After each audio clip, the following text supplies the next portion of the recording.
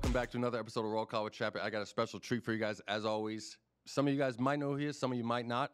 Kyle Stark, and I will tell you how our stories kind of intertwined. He was actually, as everybody knows, I got in the car business when I got out. It's the only job I ever worked. And you were actually the general sales manager, finance director, and my friend Chad Seymour, who is my co-defendant, shout out to Chad Seymour, that got me hired at Marquee. You're the guy that trained him. Yep.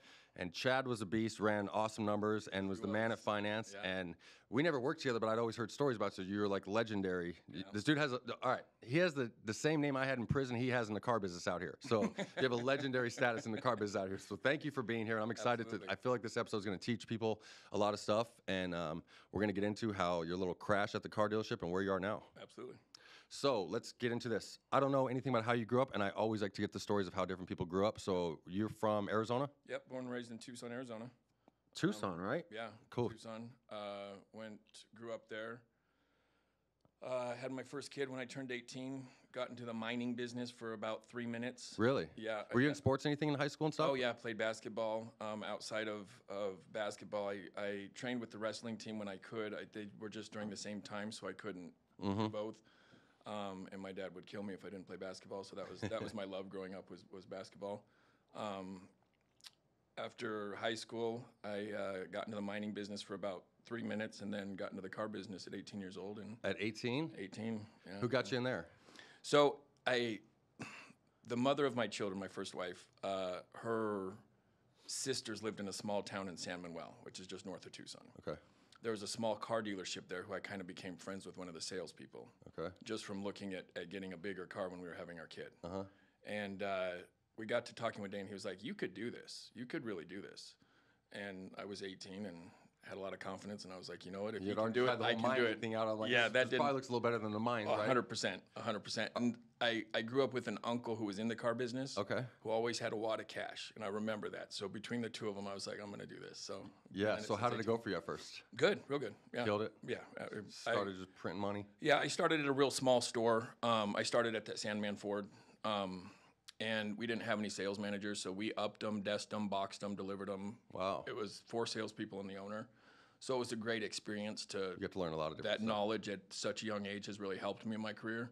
But yeah, it was, obviously there were times I struggled. Like my first 6-7 months in the car business, I would fold cardboard every morning and put them in the ball of my shoe because I couldn't afford new shoes. No way. The asphalt was so hot it would burn my feet. So every morning I would take a little cardboard box and have People a don't know folding you it. blow through shoes at car dealerships too. Like I had shoes that looked brand new on the top and they're like the soles on the bottom were like holes in them. I was like, yeah, that's crazy. You get your steps in at the car dealership. For sure. All right, so how did that tail off and how long did you end up working there? I worked at Sandman Ford for almost 5 years. Wow, okay.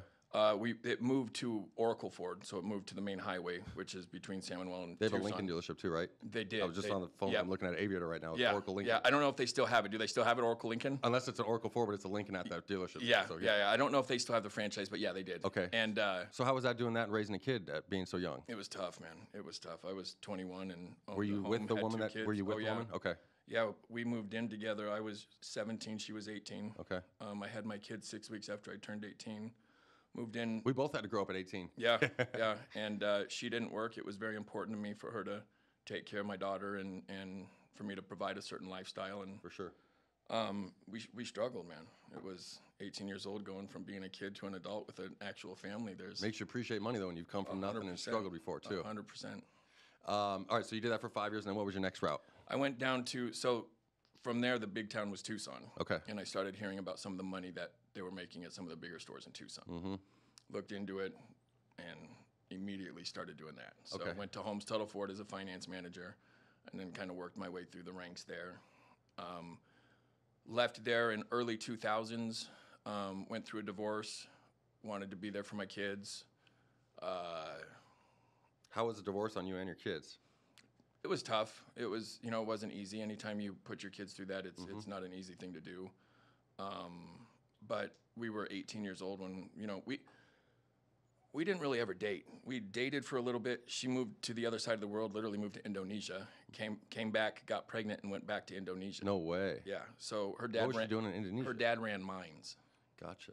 So it was just we didn't know each other. Yeah. And, now we get along great, but Our divorce got ugly, man. I mean, there were Really? years where we could not talk, even through email. It was only through attorneys. No it was, way. Oh, it got brutal for a little bit, which, you know, only ends up hurting the kids. Yeah. And I a don't lot know, of that was me and my.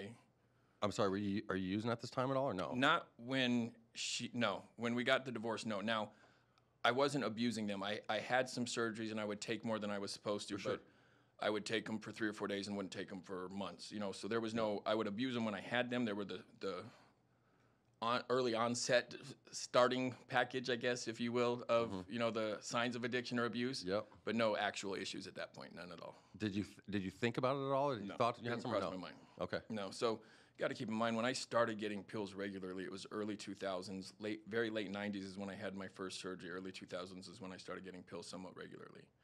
There was no opioid epidemic. There was no, I mean, I would literally call my doctor and he would have a script at the front desk for me. I would walk in, hand me a script, I'd go fill it, and I would get this huge tall bottle of, they were Perk 5s with the 325 Tylenol in them. And we just kept them at the gym. They were just there. Everybody took them whenever. It was just big deal. That's why I like the story, because there's so many people that get involved in opiates and stuff, and they have no idea. And you think like people are shooting heroin. It's never that case. Never crossed my mind that I would end up with an issue with them. It didn't cross my mind once. Okay. How did you migrate then from Tucson all the way up here to Arizona, and to Phoenix? And when did that happen? My new wife. Makes me sound like, I mean, there was a many-year gap between the two of them. But my current wife and I have been together 14 years. When her and I started dating, she lived up here and I was down there. Okay. At that time, I had a clothing line. That's really all I was doing, was events with the clothing line. She had applied to manage one of the fights with the iFight girls that we would have. And between us first starting dating and, you know, my pill usage at that time, kind of ran that into the ground and knew I was going to have to get back into the car business.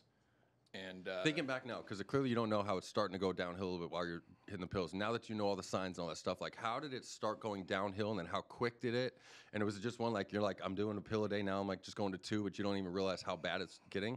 Well, because you're kind of new to it too, so you don't really. Kind of like most people don't know until you get sober, and then you can like reflect back, like, holy shit, what was I doing? Kind of yes to all that. Like you start realizing, like, I can remember one time very specifically going to grab pills out of the console of my car. I left them in my car.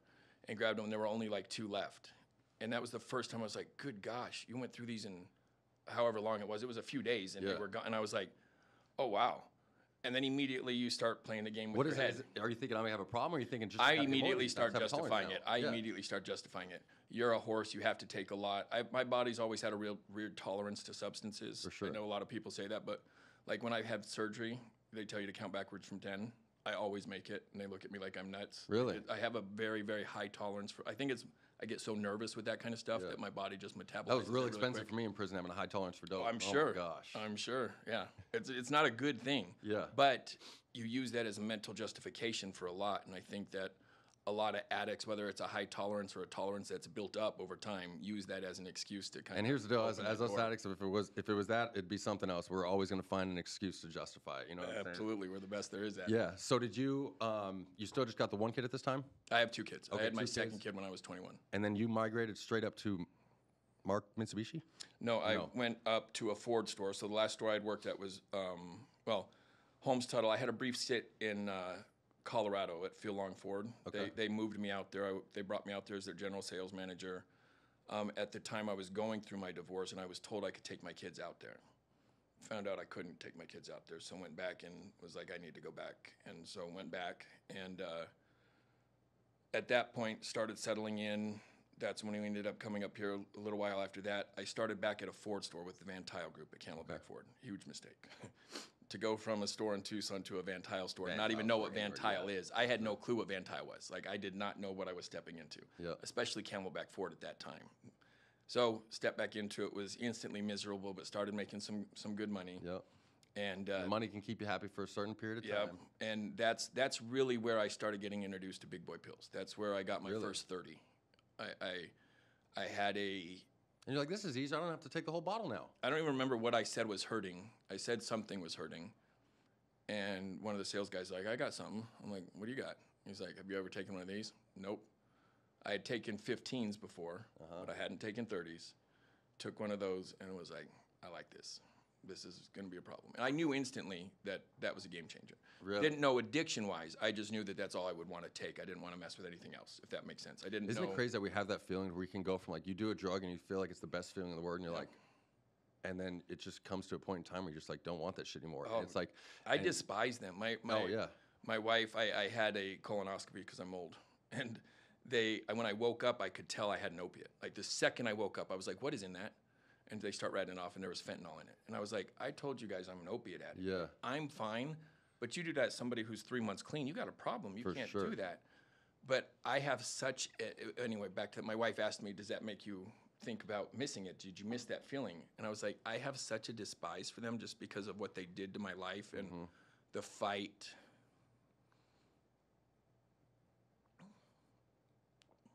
Get it, bro. Take your time. Just to get my arms back around my life, you know, it's a very personal thing for me, and yeah, I despise those things.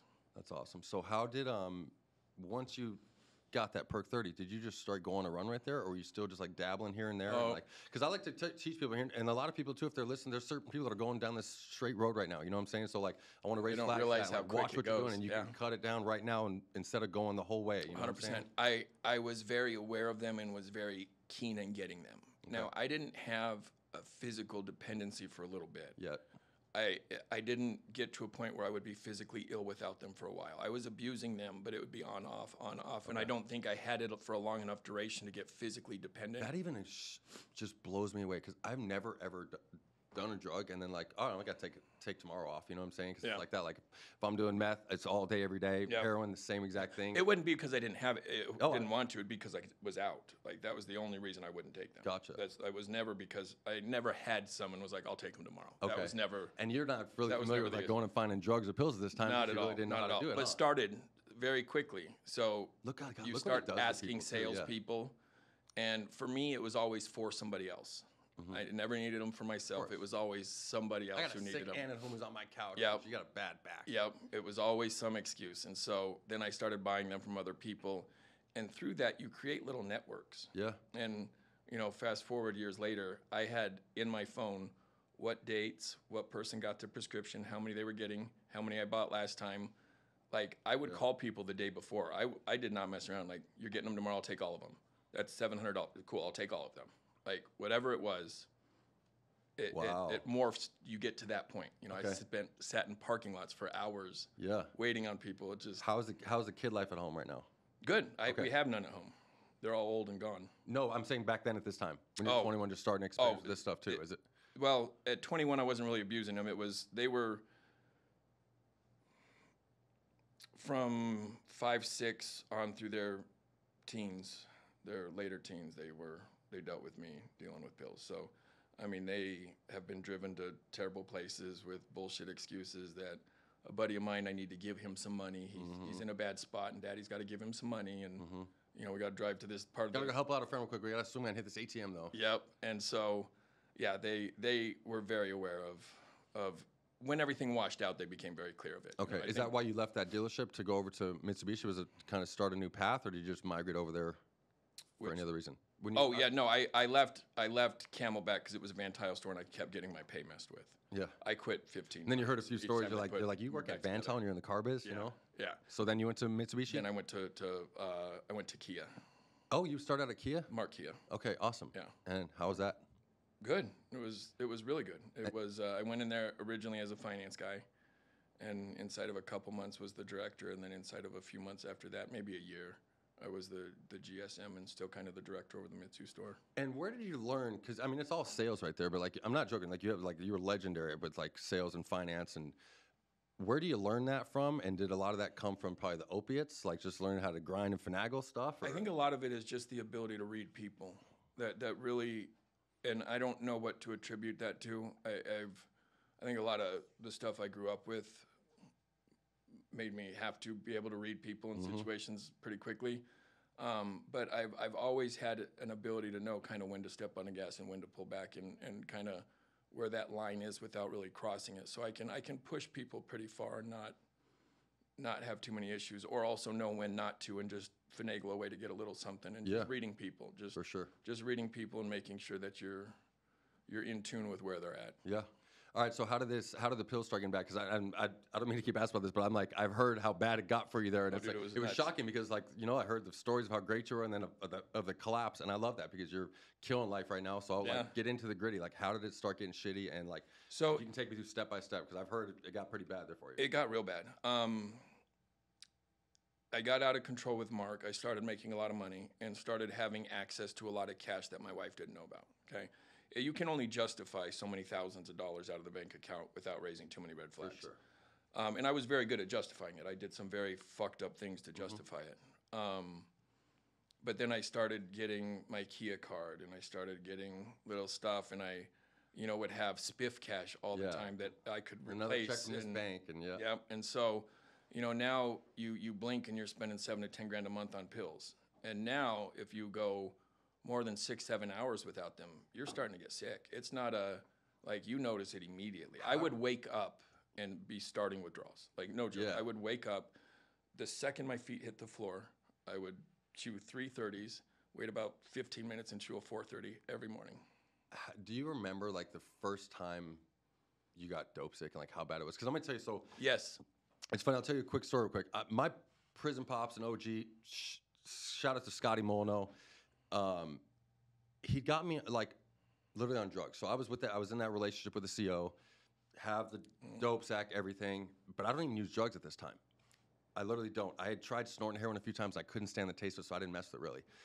And then of course I start slamming heroin, of course, just like everybody else does, you know. And then one day we get like locked down, and I was just like, I remember telling him, I was like, holy shit, bro, I'm sick. And he starts laughing because I remember I told him forever, I was like, bro, why can't you just quit using drugs? Like, so for the first years of my sentence, I was just I didn't touch drugs. And I was like just roasting him, like, bro, stop using drugs, you know? It's easy, just quit. Of course, right? So that's what I'm telling him. And I'm like sick. And he's like, he starts laughing. I was like, why are you laughing? This is not funny. But I'm like sick, you know?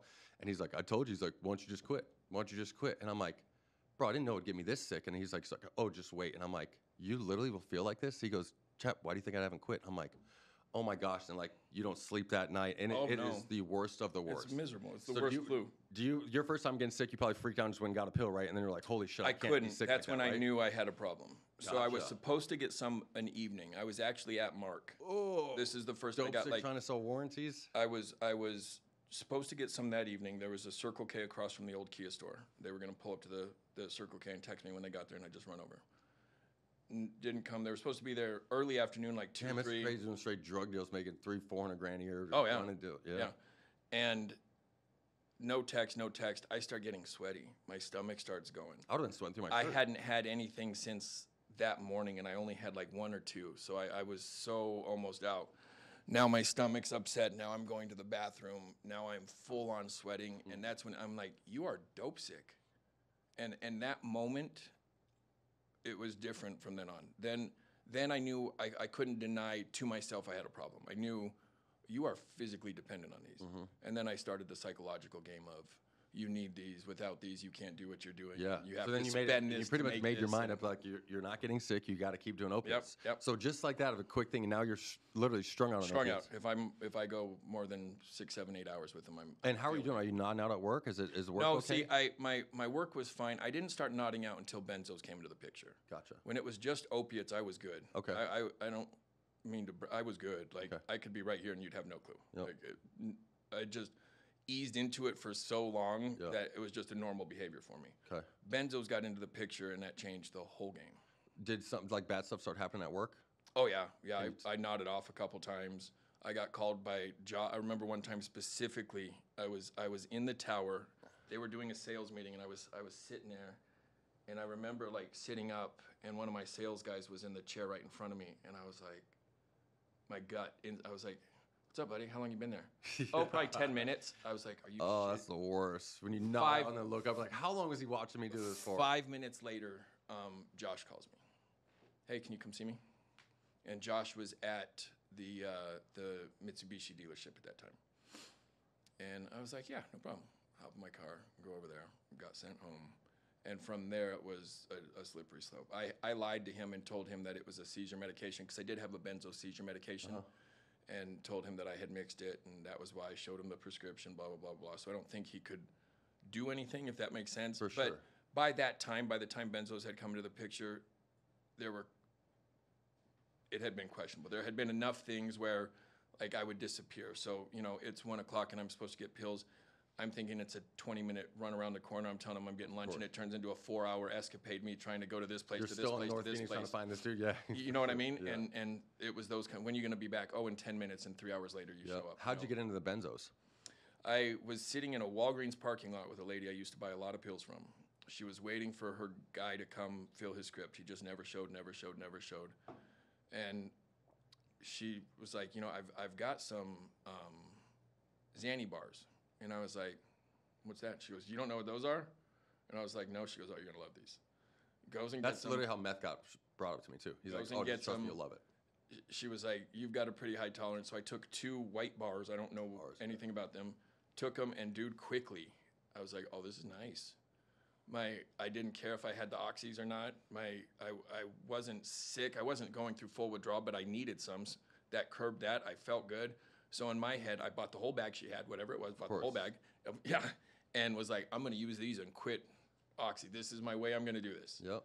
And it's funny how we all justify the same. Oh, yeah. And that lasted about 7 seconds. I did that one time in prison at Steiner. Some dude had brought in the dope sack, and then the dude screwed up, and he brought in just a bunch of Xanax instead of heroin. I was like, all right, I'll just buy all these Xanax. I'll just do Xanny bars for like a week myself straight. off. Yeah, and just wean myself off heroin. I did the same thing, and that point, so let me rewind. I had lost my job by the time I had started buying Xanax. Okay. It was right at the very end. I had a couple. You lost a job at Kia? Yes, before. What was the final thing that made you get out of there for? So because you had to screw up pretty bad, because a lot of guys don't know this, but if you're in a sales job, which is like full-on sales like that, and you run the numbers that you run, you can get away with murder. You literally can get away with everything but murder. The final straw was we had a flooring meeting with Ally that had been set for like 3 months. I didn't get pills I needed the night before. I was sicker than shit that morning, and I called Josh and told him that I'm not going to be able to make it to the Ally meeting, and this was a big deal to Mark. Yeah. So I'd have to ask them what the internal talkings were, but later that day I got a phone call, and Josh was like, we're gonna part ways, buddy. Wow. And I was like, really, over this? And he was like, yeah. I was like, I'm sick, and I was such a master manipulator. You're playing the victim. You fire me and I'm sick. Oh, I played the victim. I had a pituitary tumor that I milked the daylights out of. It's embarrassing to say that, but I did. Yeah. And I would play that card with him, and I was sick from this and all that stuff, and he knew I wasn't, you know. And then from that point on, the next probably year was the roughest year of my life. That's the one I want to hear. Like, what'd you do the next day, and what's going through? Like, take me to your mindset. So the next day, because a lot of people didn't tell my wife at right first. now, you know? I didn't tell my wife at first. Okay. Actually, the next couple days came down and met with Josh. So a couple days kind of went back and forth about trying to figure something out. And you're supporting your family solely at this time too, right? Solely. And yeah, and I mean, we lived a life that was used to making a certain amount of money. For sure. And so once I realized that wasn't an option, I was in a depression, went balls deep in the pills, cashed out 401k, had a lot of cash, had some savings, wasn't too worried, was going to start a consulting company for the car business. Another thing I ruined with my pill use, actually had some great contacts with my reputation that I was going to get in, had some contracts on the table that I could have gone in and done some training. But my wife has these videos of me calling them hired and shit on pills, making no sense, calling GMs and owners of auto groups. Brutal, dude. But that next year consisted of that, me taking oxys and Xanny bars the entire year, nodding out. It was a constant year of cat and mouse with my wife, her seeing me getting all messed up and trying to find where I have the pills hidden and going and finding them and throwing them away. And then me thinking I got so high I took all of them and then just going and buying more. It was a brutal, I mean, it was literally $7 to $10 grand a month in pills with no income. Are you thinking like are you even like trying to plot on a way out? Or are you just still like, is your mindset, you're still probably so depressed right now, you're not even thinking about that, you're just getting higher? It wasn't depressed. I was very good at just lying to myself. Like, you'll close one of these dealers and you'll tell them you need a 50 grand check up front and you'll be good. Because I've always just figured it out. Bro, you know what I mean? Like, I've always just figured it out. So even if it gets down to crunch time, you know what I mean? Yep. Like, you're like, perform best. Exactly. Like, I figured it out. And I did. I still figured it out for that next year, and you know, it just got to a point that my family saw there was an issue. My family did a quote unquote intervention. Oh, did they really? Well, pseudo. Like my dad came up, my wife had my dad up, and my daughters were there. And kind of had a sit down with what's going on, there's a problem, that kind of thing.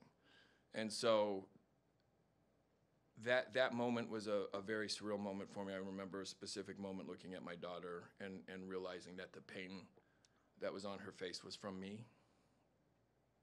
That flipped a switch. From that moment on, I was done. And I did good.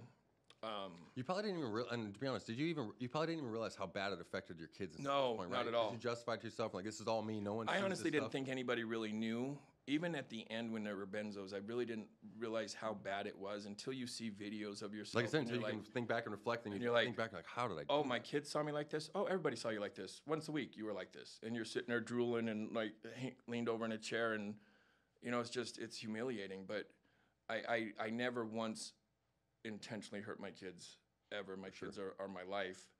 Seeing that was a very surreal moment for me. That was one of those game-changing moments. I had a couple with my recovery, and that was one of them. I got clean. A couple months later, ended up getting in a car accident. Was in ICU. What was the final step to you getting clean? Do you remember? I stopped then. Okay. So we had the family meeting. Okay. I stopped then. I had some Xanax. My wife kind of, for 3 or 4 days, would give me 1 or 2 halves here and there to kind of keep me at bay. So, yeah. And I stopped then. Okay. So that was. What tools did you use? Because there's a lot of people, and there's some people. Nothing. Some people do meetings. Nothing. That doesn't work for some people. So what did you do? I quit. You did something mentally, or like, what, you just telling yourself that, or what made you make your mind and just do it? I saw the look in my daughter's face. So every day you're just remembering that look on her face. That pain and just.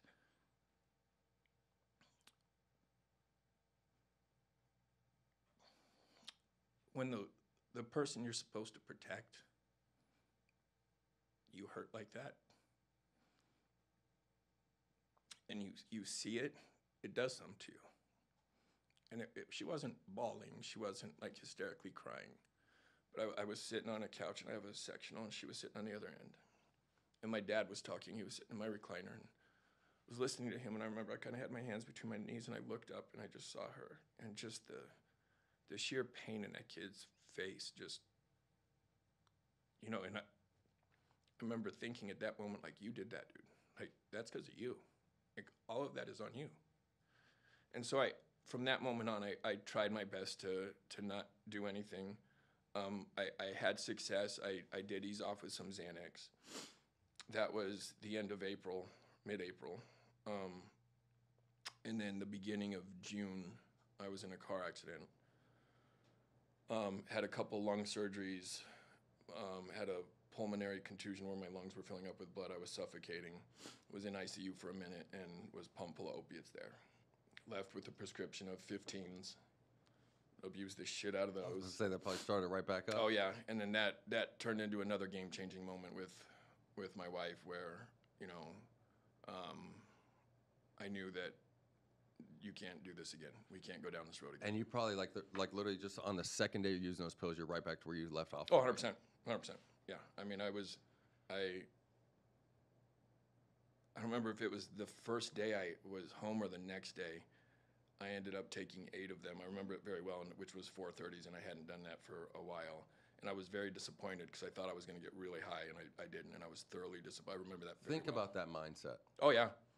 Yeah. Instead of worrying about anything in life, you're literally mad that you relapse and 100%. get really high. 100%. Yeah. Wow, bro, that's crazy. So how long did that little stint go right then? Not long at all. That Okay. was just that script, and my wife and I kind of had to come to Jesus, and that's when I stopped, and then that's when I went to work at Santan. Okay. And was there for almost 7 years. And then what were you using? Because I know you do a ton of stuff. You got a clothing company and stuff. Did you start getting, once you got sober with no tools, I guess literally just doing it by yourself with talking to yourself? So I guess, I did a lot of things. I don't want to say nothing. So I journaled every day. Yeah, that's what I'm multiple saying. times. Give some people out that don't like going to meetings. I wanted to know what happened. So for me, I had to really own where I was. Like, you're here, dude. This is where you're at. I wanted to know how I got there. How did I'd never have done an illegal drug in my life. How did I end up here in this godforsaken place, what happened? So any second I had, I was looking into Purdue Pharma, the Sackler family, OxyContin, the FDA, every rabbit hole I could go down in those, I would go down. I wanted to learn as much as I could about that. Then I wanted to learn as much as I could about addiction and the type of people that become addicts and what causes it. And is it something that is hereditary? Is it a gene? Is it, how does this work? And I journaled daily, sometimes multiple times a day. And so that was a big, self-reflection was a big thing for me walking through my recovery. That was probably the most important thing, is the self-reflection and the self-accountability and the trying to understand. When you get clean, man, especially after a 15-plus year pill use, you have to really learn everything about yourself, who you are, and you kind of start from scratch. Like you really do. And so that was really my focus when I started getting clean. And I would journal a lot when I was using pills that I wanted to get clean. And I wouldn't say I'm going to quit pills. I would call it getting clean, because then if anybody saw it, I could say I was talking about my diet. I was quite a bit heavier then, so get clean my diet. Oh my God, yeah, I saw a picture the other day. Holy shit, bro! I had no idea. Yeah, we're gonna put one on this thing, but I could not believe that, bro. Because I've always seen you shredded, 70 pounds. Now. Yeah. You don't even look like the same dude. No, I'm not. Yeah. I'm as crazy as that is, I'm not. But yeah, I just lost my train of thought. What were you saying? I lost mine too. I was asking you about.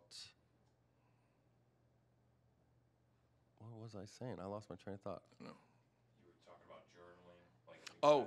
Sorry. I was journaling, so I had to get clean. So I have years of letters from journaling when I was using pills. Yeah. And then from that, I journaled through my recovery, and that's what I will use. I will have a book coming out that's called Letters from an Addict. I was about to say some of those letters would probably be pretty gold mines. And I've been working on it. There's a lady who's helping me do it, and I've got the ending to kind of finish up, and I might be being a little too hard on myself with it, but it's mostly done.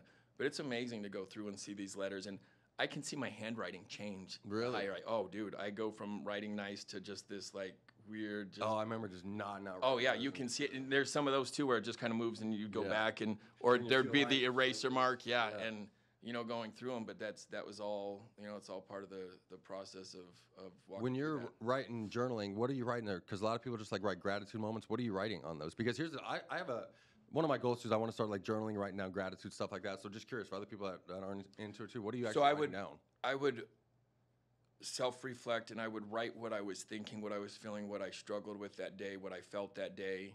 I wanted to try to. So, for me, when I first got clean, I thought I was broken. I truly did, because I didn't have the education or the knowledge to know what withdrawal was going to look like, what recovery was going to look like. Yeah. I couldn't eat without going to the bathroom for 5 minutes. In 5 minutes, my nose ran constantly. My stomach was messed up constantly. Like, I would see a freaking Puppy Chow commercial and start crying. Like, it was the craziest thing, and I truly thought I was broken. So that was a big part of it at that time, is I wanted to kind of figure out, like, what's going on with you? And it's I think with recovery, it's important for an addict to kind of be able to look back, because we're so hard on ourselves. You can see when you do that daily, you can see growth, you can see improvements, you can see something that really bothered you here, where here it wasn't that big of a deal. You know what I mean? And so it helps build that confidence. I think confidence is a big part of recovery, because the further away people get, the more success they have, and there's something to. I always talk about the confidence is huge in anything in life. If you tell yourself that you can do it, you can do it. If 100%. you tell yourself you can't do it, you can't do it. Either way, you're right. With sobriety, with looking good, working out, it's anything. It's all the same thing. 100%. So how did you get into then? You got you have the I Fight clothing line and a ton of other stuff. I feel like you got into a bunch of new projects now that you got sober too. And then how do you use that to like help occupy time? Because a lot of people, once they do finally get sober, then they have a lot of idle time that they need to occupy now. Yeah, very true. So I Fight, how'd you teach yourself that stuff? Because a lot of people go to meetings and get recovery ways to do that stuff. You literally, like, you could say you're almost self-taught yourself. So. Well, yeah, I view addiction different than anybody I know. I don't want to cause any issues for you, but I don't look at it as a disease. Yeah. I look at it as a superpower, and I know that sounds crazy, but I do. A determined addict is unstoppable. They truly are. When an addict sets their mind to something, they're not going to be denied. So in my head, if you can teach an addict to heal whatever we all use something to avoid something else, right? We're feeling or trying to fill some kind of a void in our life, or it's easier to take this substance or drink this drink than it is to sit and deal with this or feel this. If you can sit and deal with that and feel that and actually walk through that storm, on the other side of that is a superpower that you can truly use to accomplish whatever you want to accomplish. When you set your mind to it, you're just going to make it happen. And so that's what I'm trying to bring back with iFight. iFight was a clothing line in the early 2000s, 2007 through 13, 14 in the MMA world. At one point, it was a decent-sized company, nothing huge, but we were in a few locations, a few retail locations. Had a handful of fighters sponsored, would do a bunch of events, and it was a profitable company. It wasn't anything big, but it was doing well.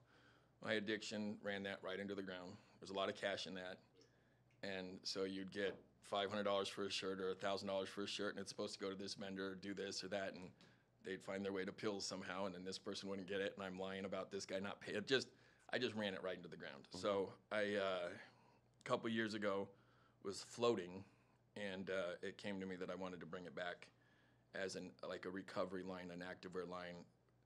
I don't know what to call it, just because I want to bring it back as an inspirational clothing line, just because the tagline beforehand, it still is believe in your fight.